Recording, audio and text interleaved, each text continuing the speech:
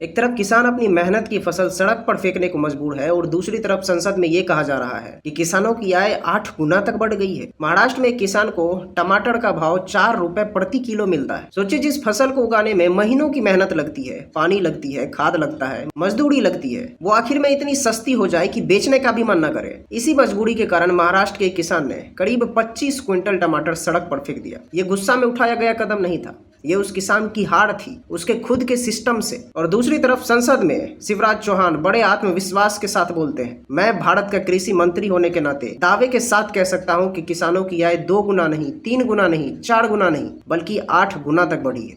मैं भारत का कृषि मंत्री शिवराज सिंह चौहान कह रहा हूँ, कई किसानों की आय दुगनी हुई है और केवल दुगनी नहीं माननीय अध्यक्ष महोदय, मैं जिम्मेदारी के साथ कह रहा हूँ, केवल दुगनी नहीं, कई किसानों की तिगनी भी हुई है, कई की चौगनी भी हुई है और कई की 8-8 गुनी भी हुई है। ये बयान पूरे विश्वास के साथ दिया गया, छाती ठोक कर। यही वो जगह है जहां जमीन और बयान के बीच का फर्क साफ नजर आता है। किसान जब फसल उगाता है तो वो सिर्फ पैसों के लिए नहीं उगाता है, उस फसल के साथ साथ वो उम्मीद भी बोता है। लेकिन जब उसी फसल का सही दाम नहीं मिलता है तो वो सिर्फ नुकसान नहीं होता, वहाँ उनका भरोसा भी टूट जाता है। किसानों को सरकार से सहानुभूति की जरूरत नहीं है, बस उसे सही कीमत मिल जाना चाहिए। ऐसे दावे तभी मायने रखते हैं जब वो जमीन पर भी दिखे, क्योंकि अगर किसान ही हार मान गया तो ये सिर्फ उनकी हार नहीं होगी, ये पूरे सिस्टम की, पूरे देश की हार होगी।